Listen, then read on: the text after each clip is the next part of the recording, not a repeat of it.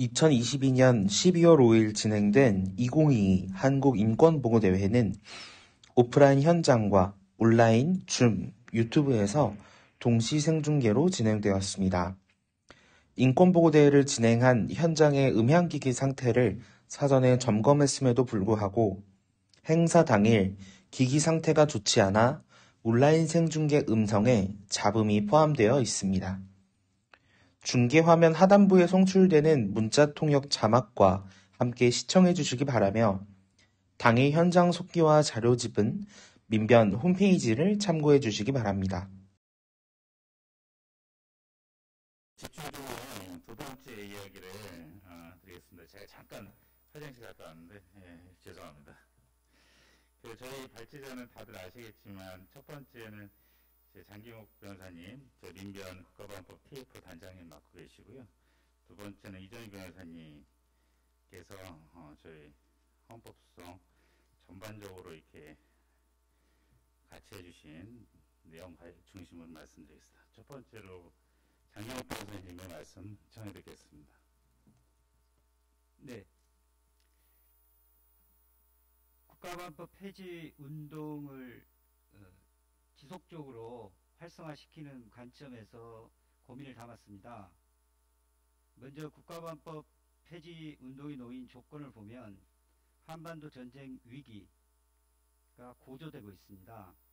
윤석열 정부에서는 규정론, 선제 타격 이런 말들이 공식화되었고요. 연례적 방어적 성격이라는 명분하에 더 자주 더 큰 규모로 현재 한미연합 전쟁 연습이 수시로 진행되어 왔고 일본까지 참여하는 한미일 군사훈련도 실시되기에 이르렀습니다. 특히 핵 전략 자산을 동원한 상시적인 대응이 확장 억제력 강화라는 명분으로 내년 봄에는 더욱 한반도 전쟁 위기를 고조시킬 것으로 예상되고 있습니다. 이러한 한반도를 둘러싼 전쟁 발발의 위험성 속에서 해법은 결국 정전 상태를 극복하는 길, 적대 관계를 해소하는 방법밖에 없다고 봅니다. 윤석열 정부가 대북 강경 정책을 더욱 강화하고 있는데 과거 대북 강경 정책의 실패의 교훈을 전혀 찾지 못하고 더욱 전쟁 위기 속에서 일본과의 군사안보 협력까지 정당화하면서 일본의 군비력 증강에 날개를 달아주고 있는 형국입니다. 결국 문제 해결은 외교를 통해서 해결해야 되고 외세와의 동맹을 영속화시키는 방법으로는 문제 해결이 될 수가 없습니다. 군사적 강경 노선 대신에 대화 협상을 촉진하고 북미, 남북, 북일 관계에서 적대 관계 해소를 위한 해법이 필요합니다. 이런 점에서 군사적 적대 관계 해소에서 지난 정부에서 대화 협상을 촉진하는 데 있어서 한미연합훈련의 실시 연기라든가 축소 시행됐던 적이 있습니다. 한미연합 군사훈련이라는 것이 대북 경제 제재와 마찬가지로 함께 대북 적대 정책의 중추적 역할을 해왔고요. 종전 한반도 평화를 지향하는 평화협상을 위해서는 아주 반드시 실현되어야 될 과제입니다.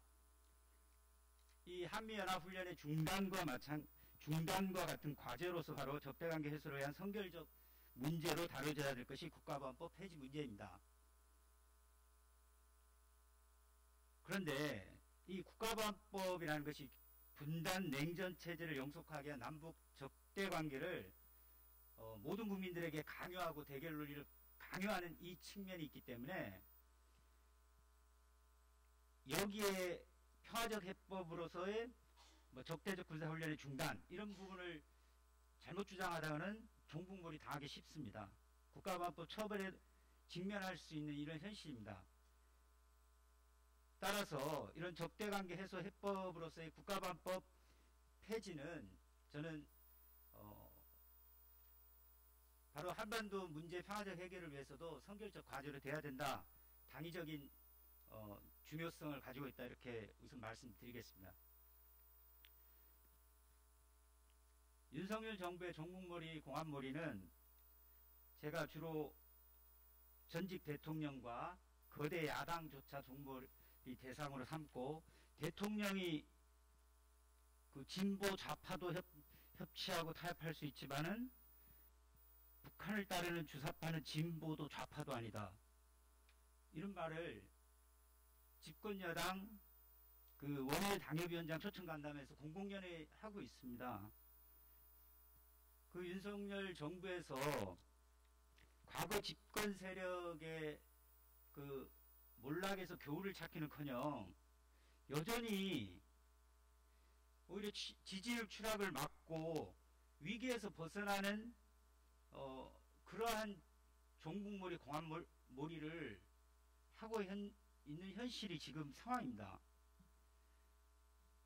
결국은 이것이 국가반법의 반복 적대 논리, 국민의 반복 정서를 이용해서 공론의 장에서조차 정치적 표현의 자유에 대한 위축, 냉각 효과를 야기해서 국민적 비판 여론의 이목을 돌리고 지지층을 결집하는 이런 수단으로 결국 국가반법에 기댄 종북몰이, 공안몰이가 현재 본격화되고 앞으로 기승을 부릴 것으로 예상됩니다.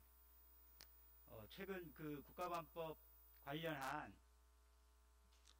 대공 수사 기관들의 여러 가지 압수수색이라든가 뭐 체포 이런 일들이 있고요. 여기 수사에 기반해서 필요할 때 종북몰이 또는 더 추가적인 공안몰이 이런 부분이 계속될 것으로 보고 있습니다.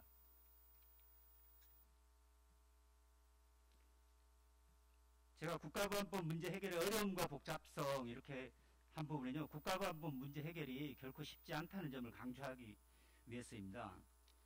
국제적 이슈로도 국가보안법 문제는 단골 이슈였고요. 이 남북관계가 화해 평화를 지향하는 경우에서도 국가보안법 문제를 해결해야 되는 문제가 늘 숙제가 되었고, 또 국내적으로도 결국 정치적 이념적 논란을 야기하면서 끊임없이 국회에서 국가보안법 폐지, 국가보안법의 남용 이런 부분들이 인권 이슈, 사법 이슈로 논란을 일으켜 왔습니다. 근데 이 국가보안법이 저는 문제 해결이 결코 쉽지 않습니다. 쉽게 해결될 문제였으면 지금까지 끌고 올 이유가 없죠. 그 강력한 생명력이 저는 결국은 악마된 북한과 연결지은 종북몰이, 공안몰이를 통해 국민들에게 배타적 적대관계 논리를 강요하는 데 있기 때문에 여기에서 분단 냉정체제에서 국민들이 여기에 길들여져서 종북몰이, 공안몰이에 취약해져 있다. 그래서 여기에 대응할 역량을 제대로 키우지 못한 상태로 적응해 살아가고 있다. 이 부분에서 저는 문제 해결의 어려움과 복잡성이 있다고 보고 있습니다. 지금 헌법재판소의 위헌 결정 선고를 앞두고 있습니다. 이 부분이 향후에 국가보안법 문제 해결에 중요한 계기가 되도록 하기 위해서라도 저는 앞으로 국가보안법 폐지 운동과 관련된 몇 가지 점에서 우리가 극복해야 될 점을 좀 말씀드리겠습니다.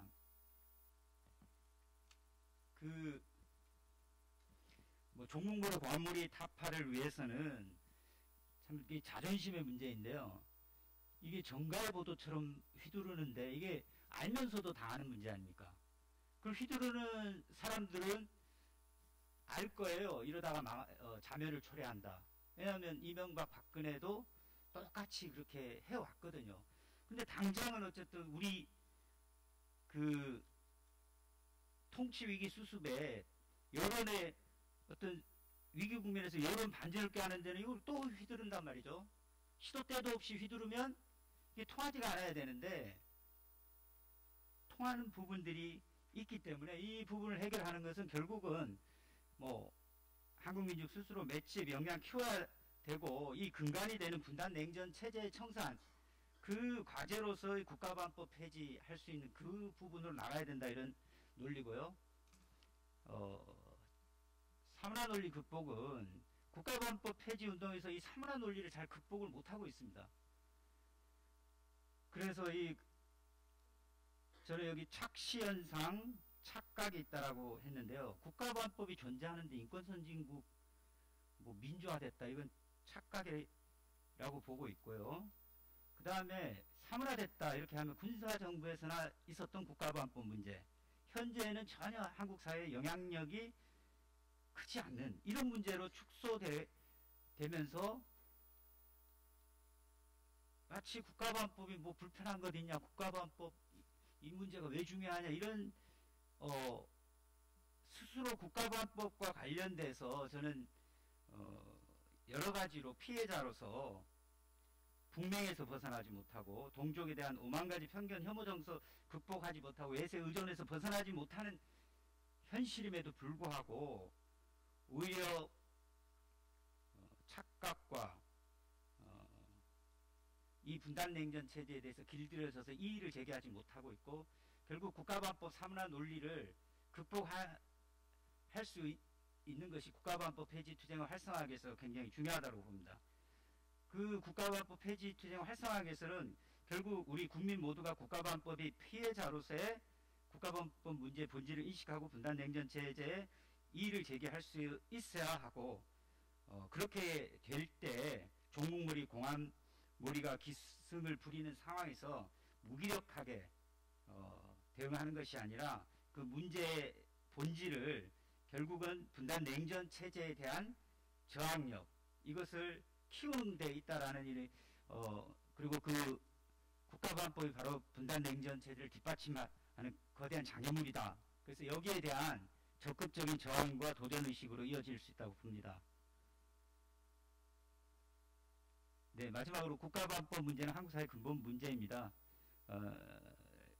국가보안법 폐지를 누구 기대하고 환상 가진다고 되는 것이 아니라 한국 민중의 강력한 저항과 역량이 뒷받침되어야 가능하고, 이것은 결국 자신의 힘을 믿고 투쟁하는 수 있느냐 없느냐에 달려있는 문제이기 때문에 종북몰이에서 자유로울 수 없는 국회나 정치권에서 국가보안법 폐지에 결단이 쉽게 이루어질 수 있다는 기대 착각 버려야 될 것으로 보고, 국가보안법이 폐지될 경우에 비로소 저는 한국 사회에서 보수와 진보가 대등한 균형을 이루고 공존할 수 있고, 자주평화 토일 세력이 종북몰이, 공안몰이 희생양이 되지 않고 활동할 수 있으며, 국민의 일상은 물론 선거 등 정치적 공간에서도 국민 누구나 정치 사상의 표현을 자유롭게 개진할 수 있게 된다고 보고 있습니다. 이상입니다. 예, 그 장경옥 민변 국가보안법 폐지 TF 단장님께서 그 지금 국가보안법 위원 심판의 쟁점과 폐지 운동의 전망 중에 지금 현재 국가보안법 동향과 지금 폐지 운동의 내용적 한계, 그다음에 우리가 추구해야 될 인식과 관점에 대해서 간단하게 발제해 주셨습니다. 다음으로는 이정희 변호사님께서 저 헌법재판소에서 공개 변론이 있었던 위헌 소송의 쟁점에 관해서 발제해 주시겠습니다.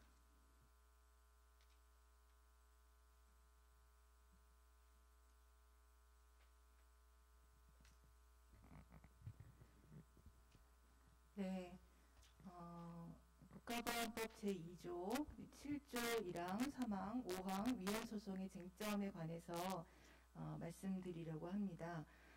이 사건은 국가보안법 7조에 대한 8번째 위헌 심판인데 공개변론으로서는 처음입니다. 그리고 민변의 변호사님들과 또 민변에 속하지 않은 다른 변호사님들도 함께 이 국가보안법 7조 1항 5항 위헌 소송 대리인단을 구성해서 함께 몇 년 동안 오랫동안 함께 준비를 했고요. 그 과정에서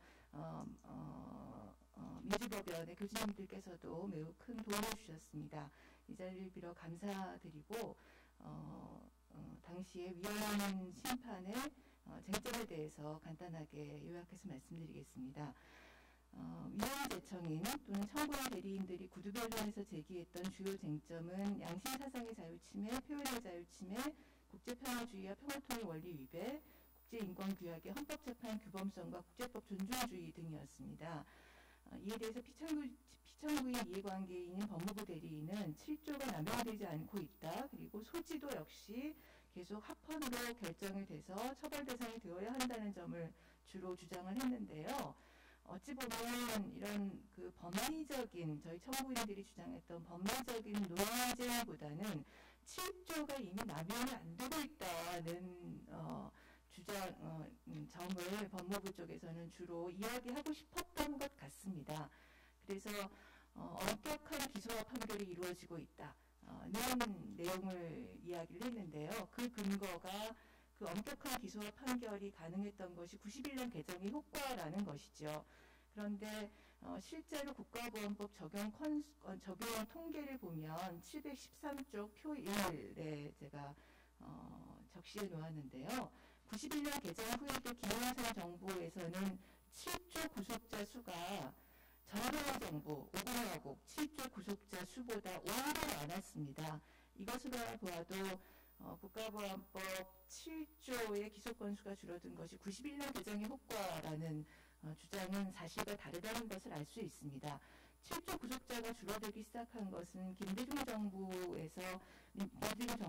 민주적 정권 교체가 이루어지면서부터이기 때문에 이 7조 구속자 수가 줄어드는 것이 개정과 직결된 문제는 아닌 것으로 보입니다.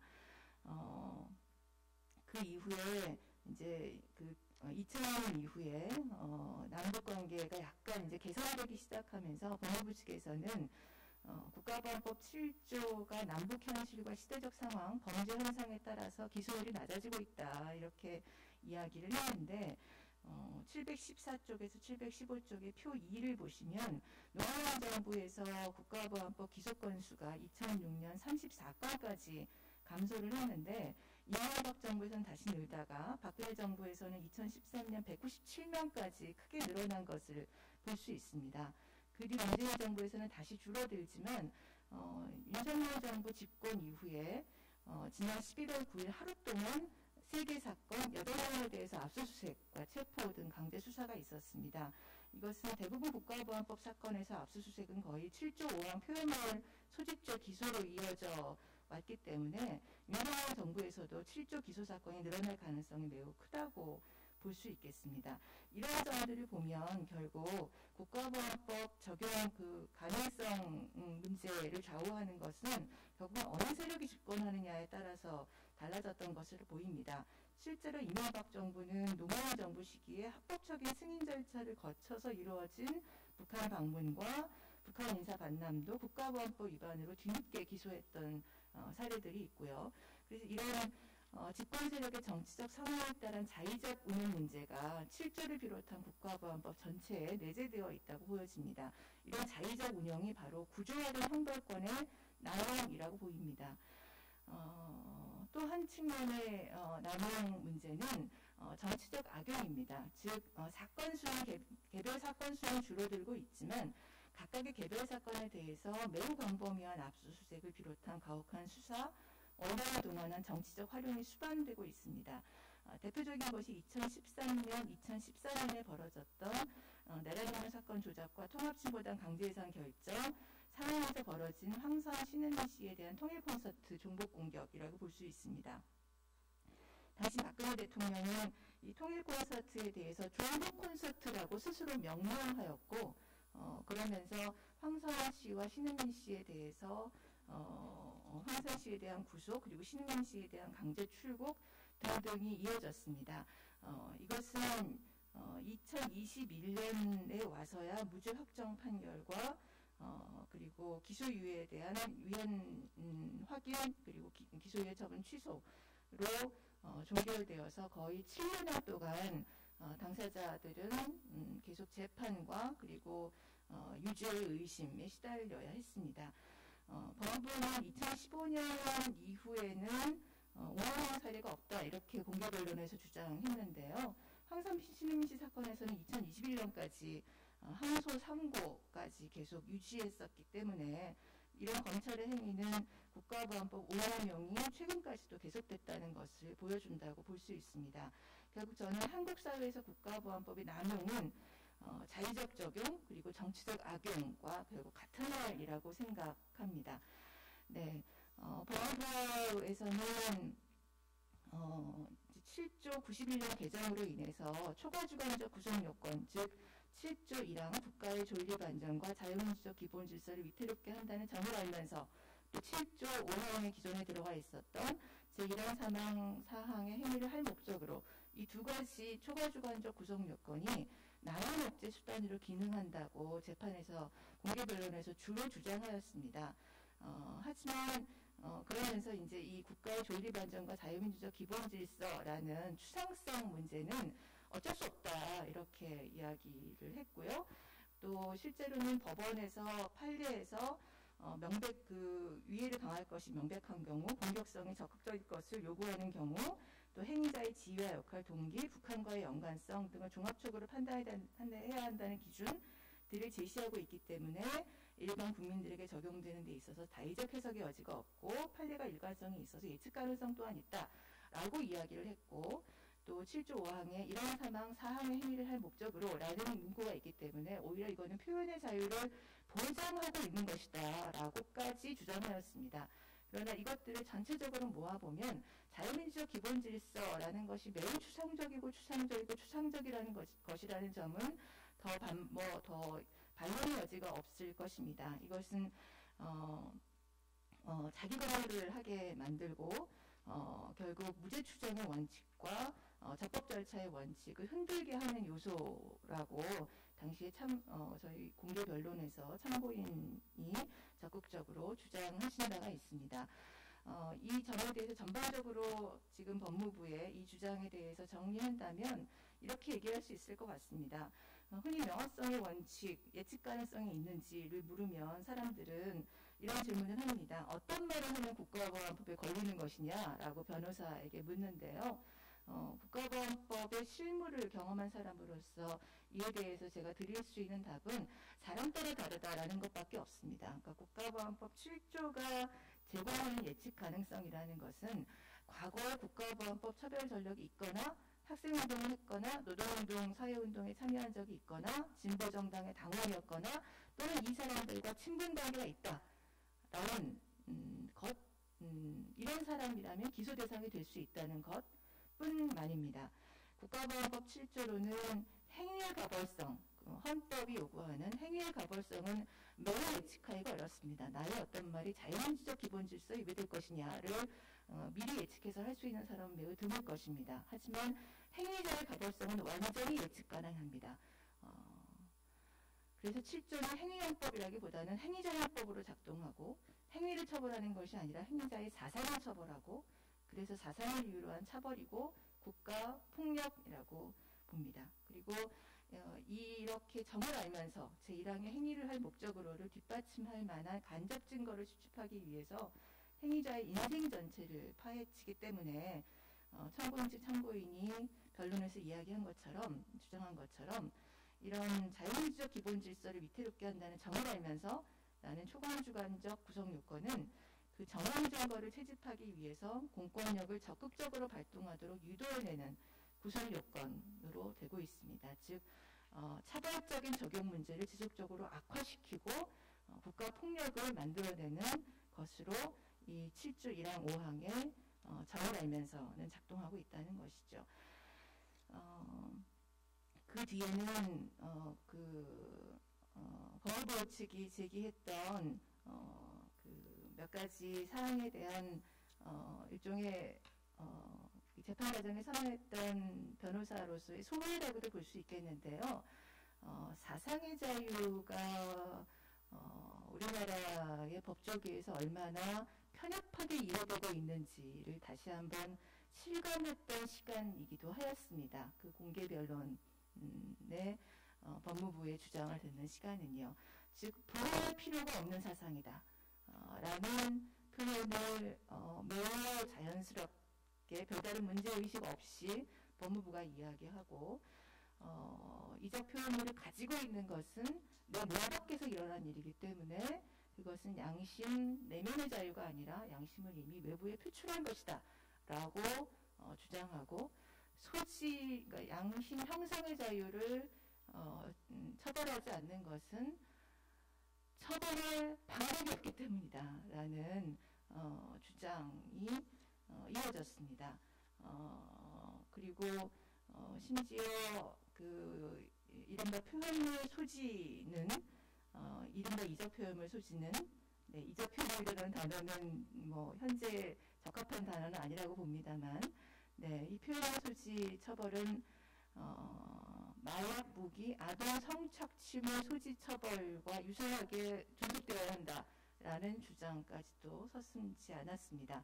마약이나 무기 음란물은 자체 위험성이 있어서 제조 유통 단계에서부터 그 위험성이 통제되고 있고 아동 성착취물은 그 제작 과정에서부터 피해자가 계속 자기의 인격권을 침해당하고 성적 자율권을 침해당하는 상황이 벌어지는데 이와 달리 개인의 정치적 의사결정의 자유에 관여하는 표현물 소지를 처벌하는 것을 동일시했다는 것은 매우 충격적이었습니다.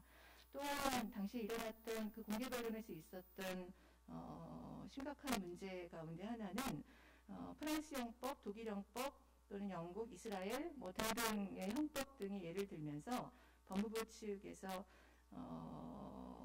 그 국가보안법 7조의 해외 입법 예로 들었다는 것입니다. 그러나 독일 형법은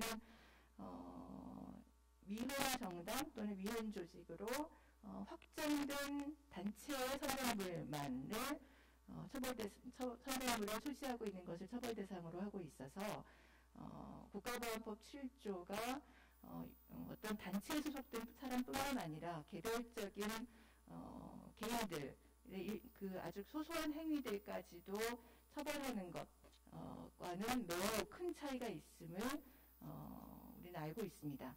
또한 법무부는 당시에 독일헌법 130조도 국가보안법 7조의 해외 입법례로 들었는데요. 이것은 이른바 나치를 정당화하는 표현물을 처벌하는 것이었습니다. 또는 인종혐오 표현물 제작 뭐 이런 것들을 처벌하는 것이었습니다. 국가보안법이 사상을 위반한 혐오라는 점을 생각하면 이렇게 정반대의 입법 취지를 가진 두 법률 조항을 소지 처벌이 같다라는 이유로 비교해서 같다고 이야기하는 이 시도가 매우 저는 놀랍게 느껴졌습니다. 또 하나 법무부에 대해서 저희가 이후에 계속 주목하고 답변을 요구해야 되는 점이 저는 있다고 생각했습니다. 즉 법무부는 그 국제인권기구의 권고를 국가보안법 7조 폐지에 관한 국제인권기구의 권고를 수용할 수 없다고 이야기를 줄곧 해왔고 그 근거로서 북한은 핵사용 법제화를 하고 있고 남북이 대치하고 있는 현실을 이야기했습니다.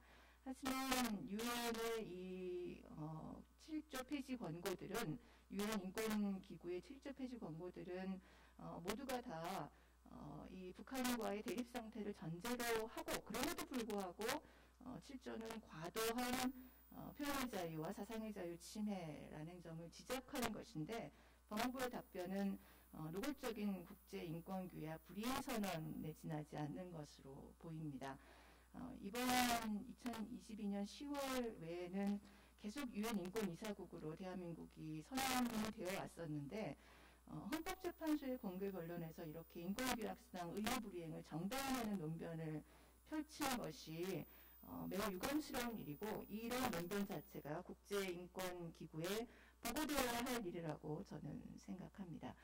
또 법무부 측의 참고인이 한 발 더 나아가서 법무부 측 참고인은 자유권규약과 같은 뭐 여성차별철폐조약이라든가 또는 아동에 관한 조약이라든가 이런 국제인권규약이 대한민국의 헌법재판소에 의해서 적용이 중단될 수 있다라는 단언까지도 당시 공개 변론에서 하였습니다. 이에 대해서 법무부는 어떤 입장인지를 당시에 그 법정에서는 말하지 않았지만 이 주장에 대해서는 어떤 입장을 가지고 있는지 저는 매우 의문스럽습니다. 네, 그 밖에 명백형정위험의 원칙 도입 여부에 대해서는 보시면 될 것 같고요.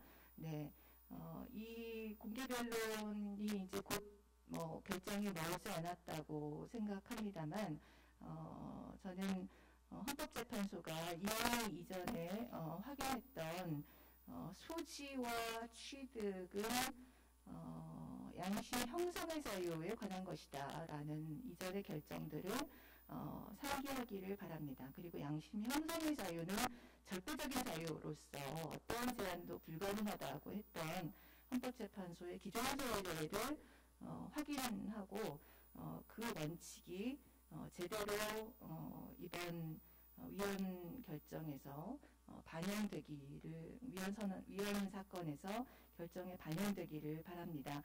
앞으로 저희가 이 사건의 결론이 어떻게 나든 간에 국가보안법 전체에 대한 위헌 제기는 계속해서 이어져 나가야 되는 것이라고 생각하고 있습니다. 최근 7조뿐만 아니라 다른 조항에 대해서도 남북 경협 사업가와 탈북민들을 중심으로 해서 여러 조항들에 대한 처벌 사례들이 생겨나고 있고 그 사례들에서 민주사회의 변호사 모임이 헌법의 악법을 펴내면서 지적했던 것 같은 여러 가지 위헌 요소들이 모두 존재하고 있기 때문에 이런 위헌 요소들이 다른 법조항에 대해서도 다른 조항에 대해서도 공개별 헌법재판소에서 심판 대상이 되기를 바라고 그 과정에서 국제평화주의와 평화통일 원리 문제 그리고 2조 반국가 단체 문제들이 이후에 이 사건 이후에 더 적극적으로 심판 대상이 되기를 바라고 있습니다. 이상입니다.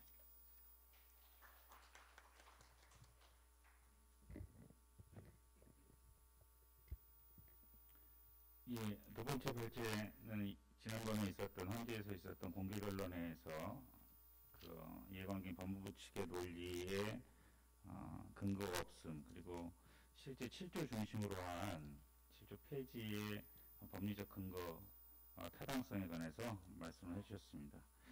그럼 토론으로 우선 저희 공개변론 과정에서도 준비 과정에서도 많은 그 도움을 주셨었는데요. 민주주의 법학연구회 아주대 법학전문대학원 헌법교수로 계신 오동석 교수님께 토론을 부탁드리겠습니다. 네, 안녕하세요. 오동석입니다. 먼저 양해 말씀은 제가 그 다음 또 일정이 있어서 토론만 하고 일어나면서 좀 온라인을 통해서 계속 이렇게 듣는 것으로 좀 진행을 해도 용서를 바라겠습니다. 제 제목은 국가보안법의 위헌성 느낌표고 대한민국 헌법체제 위헌성 물음표인데요. 사실은 제 마음은 위헌성의 물음표고 위헌성의 느낌표입니다.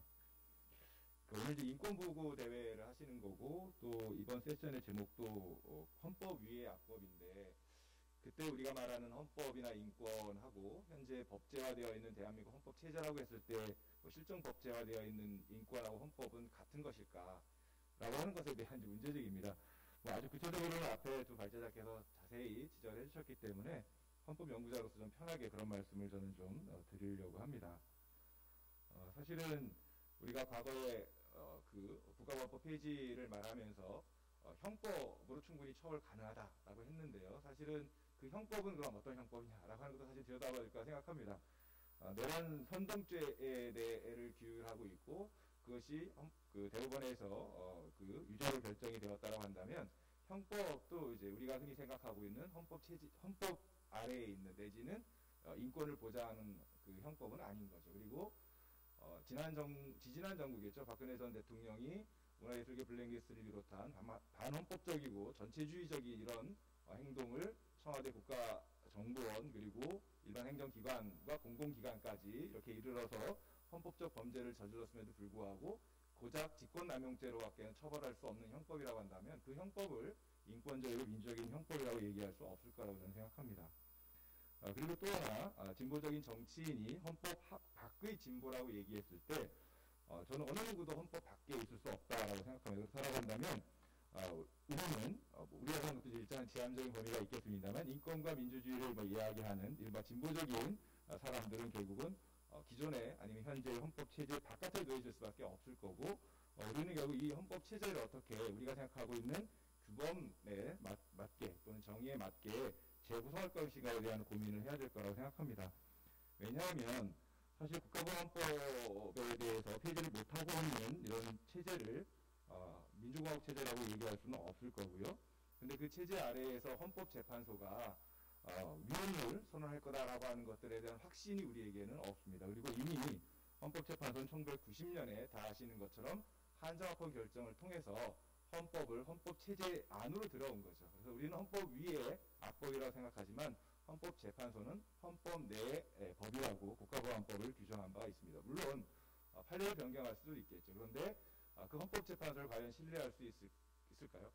평화적 생존권을 인정했다가도 평화라는 개념이 불명확하다는 이유로 헌법에 규정되어 있는 개념임에도 불구하고 부정했던 헌법재판소에게 과연 그것을 기대할 수 있을지, 그리고 그 헌법재판소가 민주공화국의 헌법재판소로 이야기했을지 잘 모르겠습니다. 물론 구성원이 바뀌었겠죠. 근데 또 구성원이 바뀌면 또 다른 또 어떤 판례를 내릴지 모르는 것이 현재의 상황일 것 같고요. 그것은 꼭 사법기관만은 아닐 것 같습니다. 문재인 정권 때도 결국은 압도적인 다수를 만들었음에도 불구하고 국가보안법 폐지를 하지 못했었고요. 각종 반인권적인 법률을 개정하기는 그냥 개혁을 했고요. 국가정보원에 대해서도 개혁을 한다고는 했지만 수사권 이외에는 더 오히려 그 권한을 확장하는 식으로, 또 야당일 때 그렇게 어떻게 보면 결국 정치적 시효에 불과했었던 반대했었던 테러방지법에 대해서도 결국은 폐지하겠다라고 하는 말조차 저는 들은 바가 없습니다.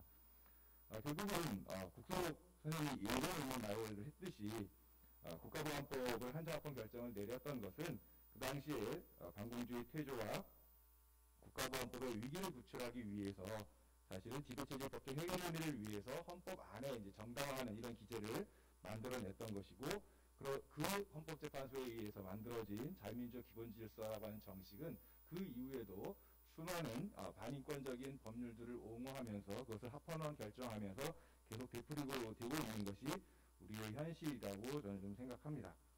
그러니까 결국은 국가보안법이 터잡고 있는 또는 정당해산심판이 터잡고 있는 방어적 민주주의는 결국 다른 말로 원래 말이었던 전투적 민주주의인 것이겠고요. 거기에는 논리적이거나 합리적인 근거 없이 무조건 적으로 규정하게 되면 그 적을 무조건 절멸해야 된다라고 하는 결국 생각이 전제되어 있는 것이다라고 생각할 수밖에 없을 것입니다.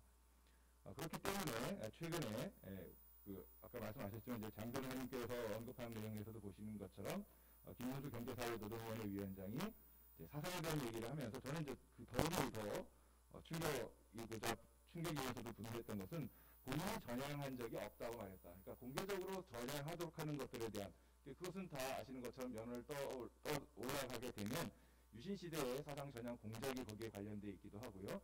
더 거슬러 올라가게 되게 되면 치안유지법에서 말하는 이제 그런 대상이라고 하는, 결국은 이제 사상통제법으로서의 국가보안법의 본질이 이들의 말을 통해서 이제 드러난 것이다라고 얘기할 수 있겠습니다. 그러니까 결국은 우리가 폐지해야 될 것은 국가보안법은 물론이지만 그 근저에 있는 이러한 이제 정치관 내지는 헌법관, 인권관이 문제일 거라고 생각합니다. 그래서 제가 이제 그림을 이제 자료 시간에 몇 개 그려봤는데요.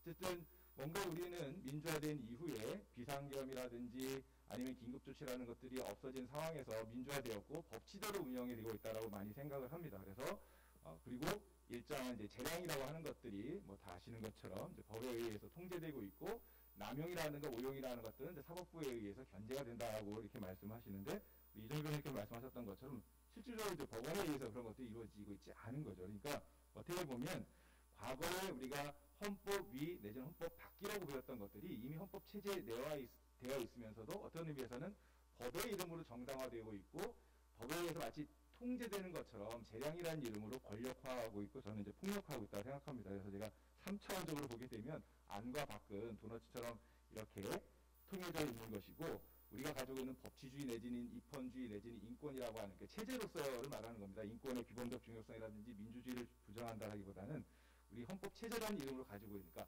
입법부, 행정부, 사법부에 의해서 운영되고 있고 그들이 규정하고 있는 그런 인권과 헌법이라고 하는 것들은 되게 제가 이제 두툼하고 그래서 그럴 텐데 우리 현재 가지고 있는 것 되게 좀 얄팍할 수밖에 없다. 결국 이것도 어떻게 확장해 나갈 것이고, 이 재량 권력이라고 하는 것, 법 안에 있는 것처럼 보이지만 사실은 법 밖에 있는 이런 재량 권력 폭력을 어떻게 통제할 것인가라고 하는 것들이 되게 중요할 거라고 생각합니다. 그런 점에서 보면 우리의 출발점은 법에서 시작하는 것이라기보다는 이제는 아까 헌법 내지는 인권이라고 하는 이제 근본적인 어떤 규범적인 그런 측면에 있어서 다시 접근해야 되는 이런 시점은 아닌가라고 저는 생각합니다.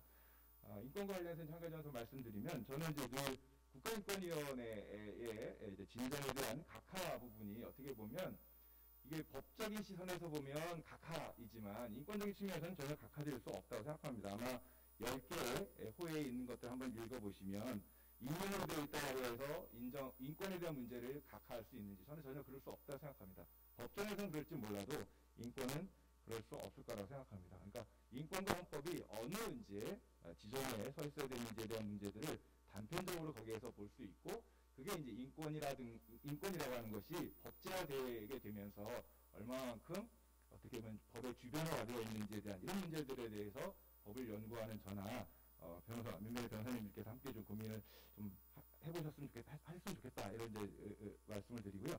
마지막으로 아마 후쿠오카 맞은 것 같은데요. 과거에 이제 국가 내진 권력은 죽이는 권력에서 죽게 내버려두는 권력, 바로 이 죽게 내버려두는 권력이 재량이라는 이름으로 작동하고 있는 것이고 사람들을 규제하는 데 있어서는 적극적이고 적극적으로 나서지만 사회적 참사나 재난과 돌봄과 같은 이런 측면에 있어서는 그야말로 재량으로 이렇게 머물러 있음으로 인해 가지고 결국은 사람들로 하여금 이제 죽게 내버려 두는 식으로 그래서 엄청난 이제 사상자를 내고 있음에도 불구하고 우리의 인식은 매일매일에 몇 건 내지는 몇 명이 사망했다라고 하는 식으로 아니면 하나의 사안에서 참사가 일어나는 것을 이렇게 수치화되게 됨으로 인해서 전체적인 이런 이제 어떤 국가가 작동하지 않으면서 생겨나게 되는 이런 부분에 대한 생명의 어떤 상실에 대한 부분에 대해서 인식이 되지 못하고 있는 것이 문제일 거라 생각합니다. 그런 그 이면에는 사실은 우리가 가지고 있는 인권 내지 헌법 체제라고 하는 것이 서구의 근대에서 출발한 것으로서 어떤 의미에 있어서는 그 시대에 있어서는 시대적 의미가 있었지만 오늘날의 한국적 상황에서는 또 다른 관점에서 그러니까 기존의 법리에 머물러서는 우리의 현실 속에서 존재하는 피해자 내지는 시민들, 국민들을 절대적으로 구할 수 없다는 점에서 특히 그런 진보적인 법학 내지는 법의 체제와 인권과 헌법을 지향하는 진보적인 법조인들 또는 연구자들이 함께 좀 이 문제를 법의 바깥에서 헌법의 바깥에서 찾아 들어가면서 어떻게 체제를 만들어갈 것인가의 문제까지도 확장이 되어야 될 거라고 생각합니다. 그런 점에서 보면 감히 한 말씀 드리면 인권 보고 대회에 있어서도 각 영역에 있어서는 물론이지만 이제 헌법 체제 자체를 놓고 한번 인권의 관점에서 다시 되짚어보는 그래서 인권과 국가 권력 내지는 통치 권력을 함께 연결시켜서 보는 이런 논의들을 함께 했으면 좋겠다라고 하는 말씀을 드리면서 제 토론을 마치겠습니다. 감사합니다. 예, 실정법적 한계의 측면을 통박해 주신 교수님 감사합니다. 오늘 시간상 일찍 그 자리를 뜨셔야 된다는 점은 좀 양해해 주시고요. 두 번째 토론자로 천주교문교위원회 김덕진 활동가님의 토론 듣겠습니다. 네, 시간이 이미 걸림돌 디딤돌 발표를 하셔야 되는 시간이어가지고 네, 빨리 하도록 하겠습니다. 앞에 그 발제해 주신 두 분 말씀 너무 잘 들었고요. 특히 이제 헌법재판소 이야기 이제 공개변론 이야기 계속 나오는데 사실 이제 올해에 헌법재판소의 중요한 공개변론들이 많이 계속 열리고 있습니다. 특히 이제 뭐 제가 계속 주력하고 있는 일 중에 하나는 7월달에 있었던 사형제도에 관한 것, 그다음에 이제 9월에 있었던 국가보안법이었는데요. 그 두 가지에서 헌법재판소 공개변론 안에서의 정부 측 주장이 사실 일맥상통합니다. 뭐냐하면 엄격히 적용하고 있다. 매우 신중하게 법원에서 하고 있다. 남용의 여지가 없다. 이제는 안 그런다. 예전에는 그랬다는 거를 계속 스스로 인정하고 있어요. 예전에는 오남용했고 예전에는 법 집행을 되게 자의적으로 했다. 판결도 문제가 있었다. 이런 것들을 사실 지금의 그 정부 측의 대리인들이 계속 그걸 스스로 고백하고 있는데요. 이것은 사실 그 앞에서 이제 그 국가보안법 그 기소 건수 등등의 이제 조사를 쭉 이제 이재명에서 해주셨는데 보면은 수치가 정부의 성향에 따라서 조금씩 변화는 있습니다만 아예 없는 때는 없습니다. 그리고 예를 들면 노무현 정부, 김대중 정부 때는 무지하게 많았어요. 사실 저도 김대중 정부 5년 동안 수배 생활을 1년 하고 감옥을 3년 살았거든요. 국가보안법으로. 예, DJ 정부 때 굉장히 많았고요.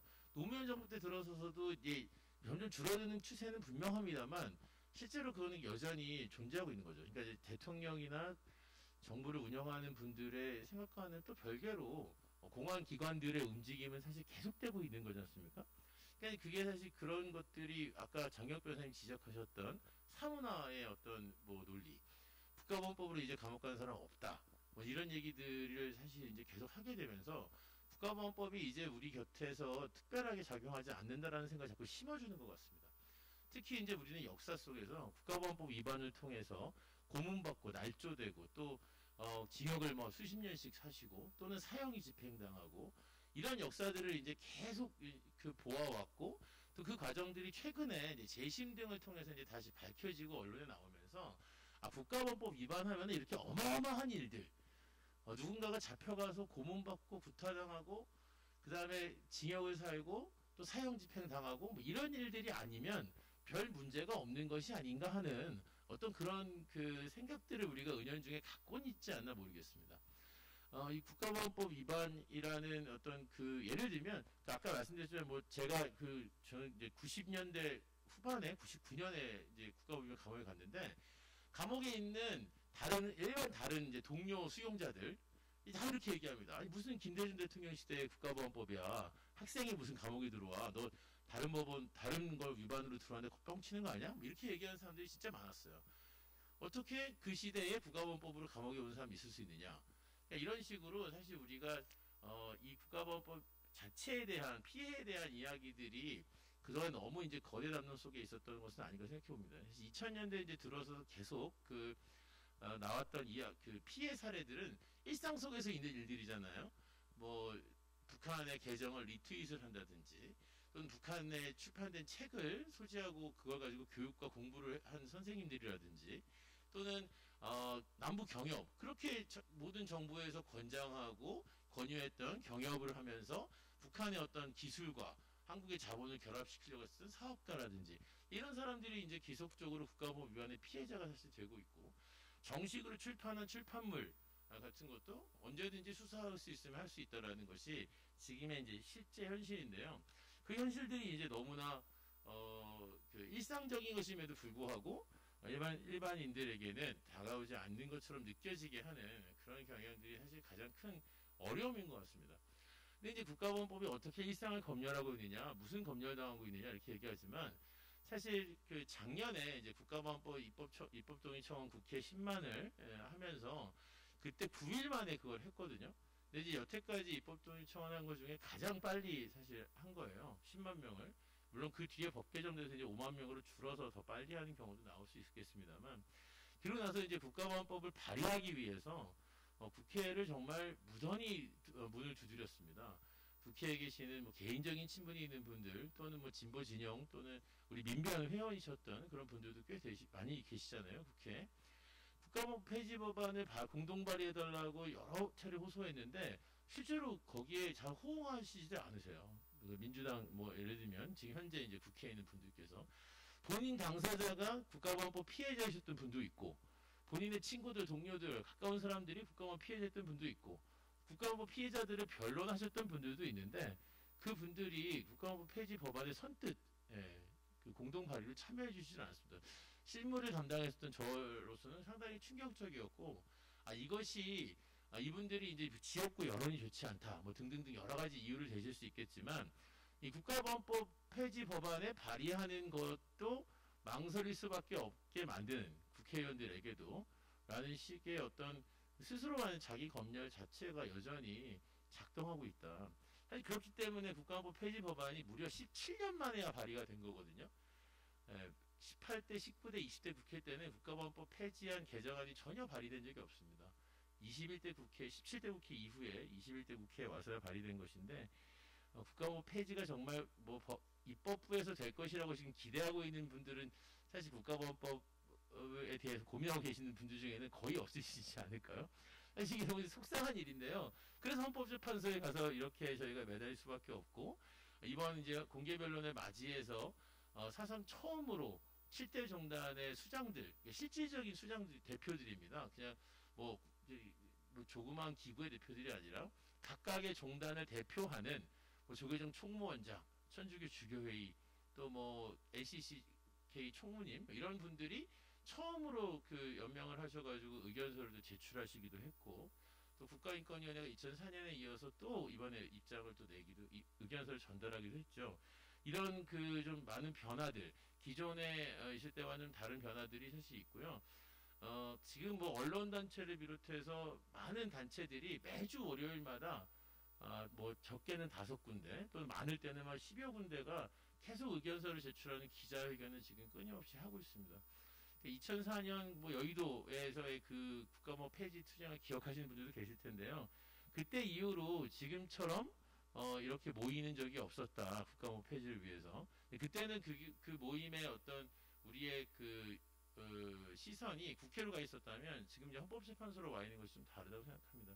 사실 국회에 계신 분들 굉장히 조금 자존심 상해하시고 부끄러워하셔야 될 일이라고 생각하는데 국회에서 그 헌법재판소 공개부를 또 얘기하잖아요. 이거 왜 의회에서 풀지 못하냐. 뭐 이런 이야기들을 하시는 재판관도 있어요. 사실 의회에 대한 기대가 이런 개혁적인 법안들에 대해서 심도 있게 논의하고 그것을 실제로 통과시킬 것이라는 기대가 전혀 사실 없기 때문에 헌법재판소에서 기대를 거는 것인데요. 의회 역시 헌법재판소가 어떤 결정을 내리든 그 결정에 또 그 의회에서 또 많은 일들을 해야 하니까 이번 기회에 국가헌법에 대한 고민들을 좀 다시 하시는 게 좋지 않을까라는 생각을 해봅니다. 실제로 그 뭐 역사적으로 불이하고 뭐 어쩌고 조항 이런 내용들은 다 알고 계시는 분들인데요. 사실 나쁜 법이잖아요. 국가보안법 나쁜 법이고 우리 괴롭히는 법이라는 걸 너무나 잘 알고 있는데 나쁜 법이 왜 나쁜 법인가를 계속해서 설명해야 되고 70년이 넘게 논지를 개발해야 되고 토론회를 열어야 되고 계속해서 글을 써야 하는 이 현실도 답답하기 마찬가지입니다. 그 국가보안법의 피해를 직접적으로 입거나 그 피해를 목격하지 않으신 분들에게는 이 국가보안법이라는 것이 존재하든 하지 않든 아무 문제가 없을 거라고 또 생각하시는 분들도 계실 텐데요. 이것이 어떻게 우리가 또 우리의 일상을 옥죄고 일상을 망가뜨리고 있는지를 사실 또 알려나가는 것 역시 활동하는 사람들로서 해야 할 일 중에 하나가 아닌가라는 생각을 해봅니다. 뭐 다 아시겠지만 사실 국가보안법이 없어진다고 하더라도 우리나라에 뭐 어떤 일이 생기겠습니까? 국가보안법이 없어진다고 뭐 당장 나라의 근간이 흔들리고 사회가 혼란 속에 빠져서 많은 사람들이 북으로 가겠다라고 뭐 판문점으로 가고 이런 일이 생기지 않지 않겠습니까? 그런 어떤 그런 그 어이없는 그런 생각들을 이제는 내려놓고 국가보안법 폐지하는 데에 헌법재판소와 21대 국회가 나서주기를 바라고요. 우리 중에 한 명이라도 국가보안법 위에서 피해받는 사람이 있다면 우리 모두가 다 피해자라는 인권의 원칙을 다시 한번 확인하면서 이번에 꼭 반드시 폐지되는 계기를 만들 수 있기를 기원합니다. 네, 마치겠습니다. 네, 감사합니다. 김덕진 활동가님께서 현장에서의 생생한 목소리와 그다음에 공개 변론에서의 좀 느낌들을 전달해 주신 것 같습니다. 마지막으로 뭐 플로어에서 좀 문의나 질문하실 게 있으면 간단하게 받고요. 혹시 특별히 없으면 우리 발제자 분들께 마지막 발언 요청드리겠습니다.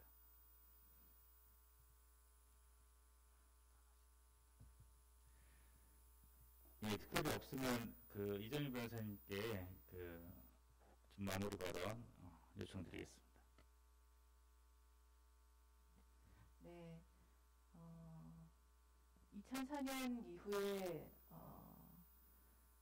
15년이 훨씬 지나서 국가보안법 폐지가 다시 수면 위로 올라왔습니다.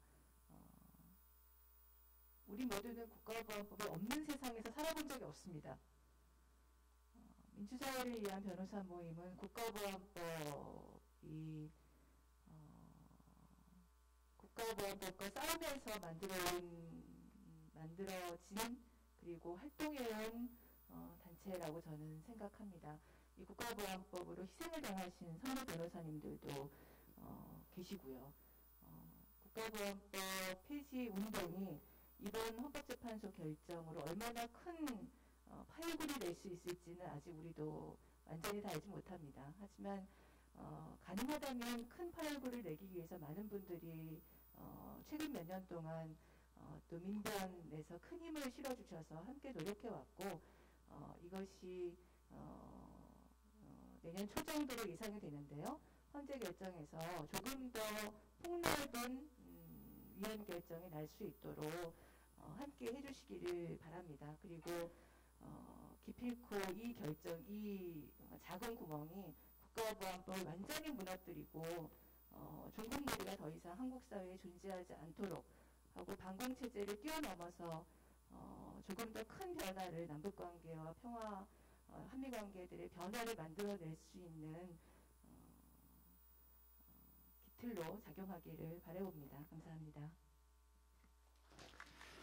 네, 오늘 집중적으로 두 번째 해법이었고 국가안보 이용 심판의 쟁점과 폐기운동 전망에 대해서 살펴봤습니다. 오늘 집중적으로 첫 번째 이태호 위원장님께서 말씀하신 것처럼 국가라는 이름이 한쪽에서는 축제를 즐기는 사람들의 생명도 지키지 못하는 국가가 한쪽에서는 안보라는 이름으로 뭐 글이나 책을 소지했다는 이유만으로 형사처벌을 하는 행동을 합니다. 그래서 오늘의 집중적인 첫 번째, 두 번째 자리가 다시 한번 국가가 우리에게 무엇인가에 대해서 근본적인 질문을 던져주는 자리가 아니었나 싶습니다. 오늘 집중적인 조명 두 번째 자리는 이것으로 마치겠습니다. 감사합니다.